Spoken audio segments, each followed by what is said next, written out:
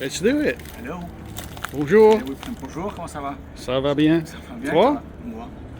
Could be much worse, you know? Yeah. Because today we're planting arugula. All right, Mashallah. arugula is a superfood, especially in microgreens. So we're planting it today, and we're gonna crop it within 10 days in micro. So you see, we give them a like good density,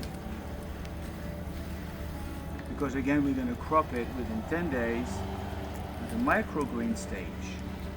We got 3 different stages. We got microgreen, 10 days. We got baby within 30 days, and we have the mature, 50 days and plus. So we're gonna do the microgreen here because we got 10 to 40 times more nutrients in the microgreen than in the mature one. Okay. So it's shorter, more powerful.